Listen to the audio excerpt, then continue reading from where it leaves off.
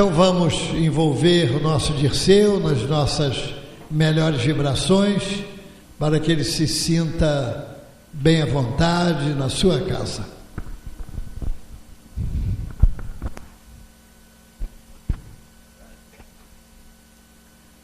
Minhas irmãs, meus irmãos, que a paz do nosso Mestre Jesus permaneça em nossos corações. O ano já se inicia e nos traz a lembrança de que é sempre a época propícia para os nossos planos. Todos nós, parece que não apenas nós da doutrina espírita, mas todo o povo busca sempre um início ou prever um início para os seus planejamentos. Quando nós já estamos assim no meio do ano, a gente imagina sempre a segunda-feira. Não, segunda-feira eu começo a fazer isso ou aquilo, começo o meu regime, eu começo a minha ginástica, eu começo um curso de inglês. É um sentimento que todos nós guardamos, né? Quando a segunda-feira cai assim, num dia estranho, dia 13, dia 15 do mês, aí a gente não acha muito adequado e resolve deixar para o mês seguinte, para dizer que vai começar no dia 1º do mês, que também é uma data significativa. O dia 1º de um mês é sempre interessante no nosso agendamento. Nós vamos começar no dia 1º. O bom mesmo é quando o dia 1º coincide com a segunda-feira, porque aí não há nenhuma antagonismo entre o início ser numa segunda e o ser no dia 1º. E quando coincide ainda que a segunda-feira seja dia 1º em janeiro, no início do ano, aí então todos nós não nos perdemos nos planejamentos. Então um ano como esse é realmente o esperado. Como esse não satisfez a nenhuma das hipóteses, mesmo assim nós imaginamos o ano cheio de esperança, cheio de realizações. É assim que todos nós esperamos que o ano aconteça, que nós consigamos tudo aquilo que não conseguimos no ano anterior, atingir aqueles objetivos buscados. Talvez nós sejamos levados por buscar um pouco mais de conforto, um pouco mais de recursos financeiros. Talvez a gente pense em atingir no serviço nosso uma certa posição de destaque. Talvez estejamos buscando, os mais jovens, sermos aprovados num vestibular, agora não é mais vestibular, nesses exames de admissão às faculdades. Então, só não podemos esquecer de fazer o nosso planejamento com relação à nossa melhoria espiritual, a nossa elevação espiritual, a nossa boa vontade para trilhar o caminho que há de nos levar a estágios mais evoluídos na nossa vida. Eu não sei se alguns dos irmãos se preocupam com esse pequeno detalhe, nos melhorarmos. Esse detalhe não precisa estar ligado a uma segunda-feira, nem a um dia 1º e nem ao início do ano. A esperança de dias melhores, a esperança de nos melhorarmos, é um processo que se faz a cada dia, a cada manhã. Quando nós acordamos, nós temos que nos sintonizar com esse pensamento. Como eu posso me melhorar? a minha visão do mundo, a minha perspectiva em relação ao meu próximo. O que devo fazer? Será que seria estudar um pouco mais sobre a vida de Jesus, os seus ensinamentos? Será estudar um pouco mais a doutrina que agora estou seguindo, a doutrina espírita? Conhecer os seus meandros, de tal forma que eu me sinta mais capaz e mais fortalecido para entender realmente a mensagem de Jesus. Esse é um pensamento que tem de nos acompanhar a cada dia. A mensagem de Jesus é sempre uma mensagem para o futuro, o que vai acontecer. Isso nos dá esperança, nos dá uma visão de futuro. E essa lição, quando ele deu, estava num período em que as pessoas que o escutavam não tinham uma ideia do que seria a vida futura. Então falava-se no reino de Deus que haveria de chegar, ou de nós caminharmos para o reino de Deus. Não tinham uma noção, a noção do mundo espiritual. Inclusive, entre os saduceus e os fariseus, havia essa grande discussão, se haveria o renascimento ou não, se haveria o Espírito ou não. Jesus foi colocado à prova numa certa vez, quando houve uma discussão entre os fariseus e os saduceus a respeito de uma viúva de 7 irmãos, que segundo a lei, essa viúva, também quando falecesse, com qual dos irmãos ela iria ficar no plano espiritual? Essa foi a pergunta que os saduceus fizeram para Jesus, porque eles não aceitavam a existência do Espírito. E Jesus solucionou o problema, dando uma resposta muito bonita, muito justa, muito prática, de tal maneira que abrisse a compreensão de todos eles. No plano espiritual não se casam e não se dão em casamento, são como os anjos. E no plano espiritual nós não podemos dizer que o nosso Pai Criador fosse um mentiroso. Acreditar em Deus eles acreditavam, porque quando vinha o Senhor dos Exércitos através de algum profeta falar alguma frase, alguma passagem para aqueles que o escutavam, esse profeta falava sempre assim, que ali estava o Senhor dos Exércitos, que era o Deus de Abraão, de Isaac e de Jacó. Jesus disse isso. Então, se ele era Deus de Abraão, de Isaac e de Jacó, Deus não é Deus de mortos, e sim de vivos. Então isso quer dizer que aqueles personagens tão antigos viviam ainda no plano espiritual. Com isso ele derrotou a argumentação dos saduceus.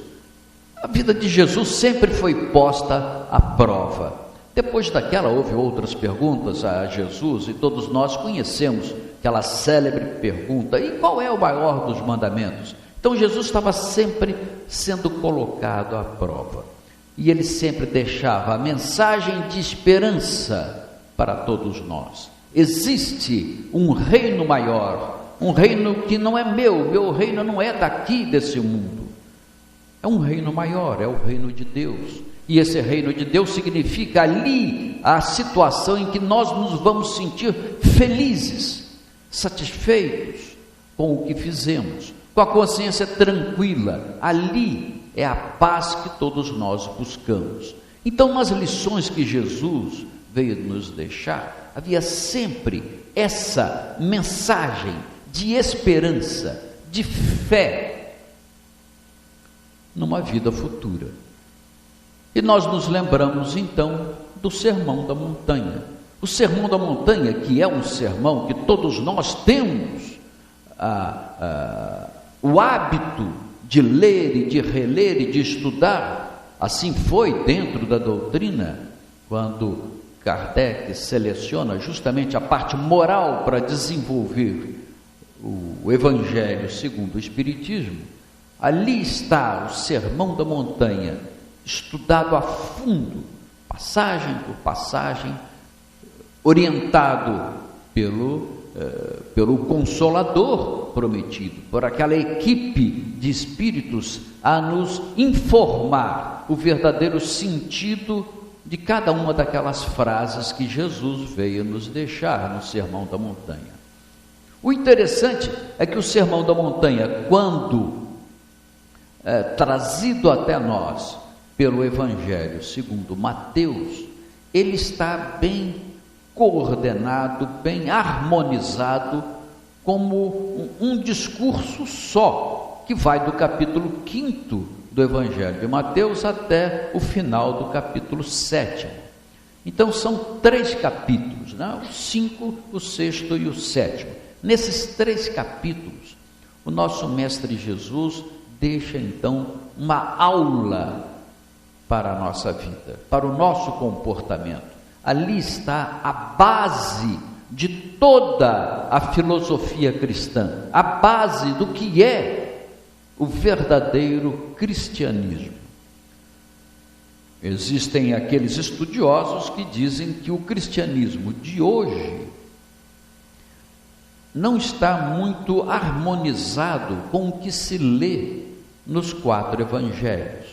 O que se chama cristianismo hoje é mais um paulinismo, ou seja, são mais proposições que foram colocadas por Paulo de Tarso, não apenas Paulo de Tarso, mas Paulo de Tarso e outros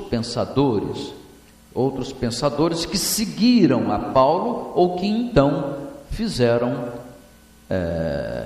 inclusões nos escritos de Paulo. Então, há essa pequena controvérsia sobre cristianismo e paulinismo, de tal forma que nós espíritas, por exemplo, sob o ponto de vista oficial, o ponto de vista acadêmico, nós não somos classificados como cristãos, no termo em que se usa pela teologia.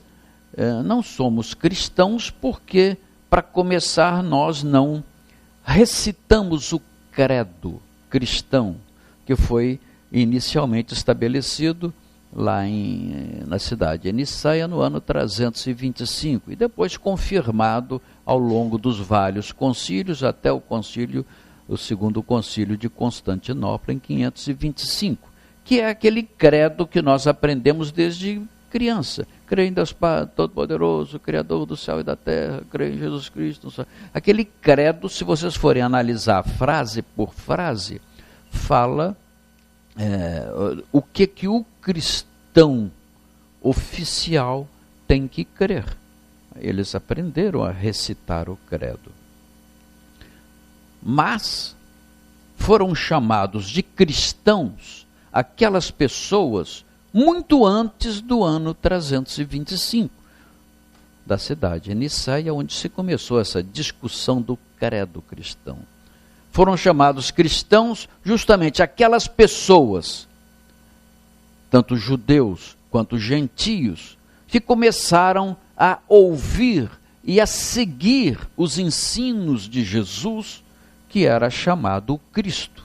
Então eram cristãos porque seguiam os ensinos do Cristo Jesus. Paulo e os seus discípulos foram pela primeira vez chamados de cristãos, ainda com ele em vida, na cidade de, se não me engano, você se lembra? Me fugiu agora qual delas, uma daquelas grandes cidades que está relatado isso no livro de Atos dos Apóstolos. Então o termo cristão ali se aplica àqueles que seguem os ensinos de Jesus. Então, se nós, espíritas, pelo ponto de vista oficial, pode alguém nos dizer, vocês não são cristãos, nós podemos responder, nós somos cristãos como os discípulos de Paulo e como Paulo era cristão, porque seguimos os ensinos do Cristo, de Jesus, o Cristo. Então, por esse ponto de vista, somos cristãos. E que ensinos são esses? Esses ensinos estão resumidos, muito bem resumidos, no Evangelho segundo Mateus. Nos outros, esses ensinos são esparsos. Às vezes, a mesma parte do discurso do Sermão da Montanha, a mesma parte está dissolvida em vários versículos e vários capítulos nos outros evangelhos. No Evangelho de Marcos, no Evangelho de Lucas, no Evangelho de João, quase não aparece nenhuma das frases do Sermão da Montanha. O Evangelho de João é muito particular. É o Evangelho que vai nos trazer a esperança de, num futuro, nós entendermos frases como essa: bem-aventurados aqueles que sofrem, porque serão consolados. Como é que nós podemos entender uma frase de Jesus dessa forma? Bem-aventurados os que sofrem, porque serão consolados. Será que a pessoa que está passando por aflições, por sofrimento na família, o sofrimento pessoal, de ordem moral, de ordem física, ele se sente satisfeito em ouvir que alguém há 2000 anos falou bem-aventurados, que você está sofrendo porque vai ser consolado? Então, quando nós analisamos uma frase como essa, que é a primeira frase do Sermão da Montanha, às vezes, não nós, porque nós agora, depois do advento do Consolador, que veio explicar frases como essa, nós já entendemos, mas os nossos irmãos lá fora, aqueles que se dizem cristãos oficiais, eles ficam numa dúvida, a perguntar: mas por que eu preciso sofrer para me tornar bem-aventurado? Por que ao meu lado existem aqueles que não sofrem tanto? Então eles estão condenados? Aliás, no Evangelho de Lucas, há uma passagem que às vezes nós podemos criticar do ponto de vista de como ela surgiu até nós. Vejam, é importante que nós tenhamos a ideia de como esses evangelhos foram evoluindo ao longo do tempo. O Evangelho de Lucas, quando traz essa expressão, bem-aventurados os pobres pelo Espírito, por exemplo, porque deles é o reino dos céus, é a outra bem-aventurança. E ele, quando analisa essa outra bem-aventurança, nos deixa um pouco preocupados, porque ele não diz bem-aventurados os pobres pelo Espírito, ou os pobres de espírito. Ele vai e nos diz bem-aventurados os pobres, porque deles é o reino dos céus. Mas há de vós os ricos, porque vocês vão sofrer. Parece até uma praga que ele roga para aqueles mais ricos, o que ninguém é culpado de ter nascido em berço com recursos. Ninguém tem culpa, e ninguém tem culpa, em princípio, para eles, de ter nascido também num berço sem muitos recursos. Como é que eles podem entender essa frase se não tiver o apoio do Consolador prometido que veio nos explicar? Então vejam que todo o Sermão da Montanha, que é lindo, é muito bonito e começa com essas bem-aventuranças. As bem-aventuranças nos enchem de esperança, mas apenas, ou não digo apenas, digo para nós, mas para a grande maioria dos nossos irmãos que estão lá fora, eles não conseguem entender. É por isso que há tanta discórdia aí fora. É por isso que há tanta luta aí fora. entre os nossos irmãos, a dissolução dos costumes, a dissolução do que é considerado uma hierarquia. O que era certo antes, agora já não é certo. Então, parece que a sociedade como um todo está se desmoronando aí fora, porque não entendem a lição de Jesus. Ainda que eles se digam cristãos. Nós não estamos criticando esse o fato. O que nós gostaríamos de ver é que todos pudessem entender as lições de Jesus sob as bases, os pilares nas quais eles se apoiam. E que àquela época, quando foi dito por Jesus, baseava-se na reencarnação. Nas palavras de Jesus está claro o conceito básico da reencarnação, quando ele diz que o nosso João Batista era Elias que havia de vir. Isso está no Evangelho de Mateus. Em João promete que vem o Consolador que há de explicar essas passagens. Então vejam só, bem-aventurados os pobres pelo Espírito, e que Lucas fala, bem-aventurados os pobres, porque serão consolados. O que quer dizer isso? Como é que nós podemos entender essa frase de Jesus? Existem estudiosos que se dedicaram a dissecar essa passagem. O nosso próprio Kardec, coordenando o livro do Evangelho segundo o Espiritismo, nos diz que o pobre pelo Espírito não é o pobre financeiro, é aquele que é humilde. Ele faz essa simbologia da humildade. Ele é pobre. Em geral, o pobre é humilde. Então é aquela pessoa que guarda consigo a humildade. Isso seria o pobre pelo Espírito. Humberto Roden dá uma outra visão, também muito interessante, sobre o pobre pelo Espírito. É aquele que se sente como se fosse um pobre.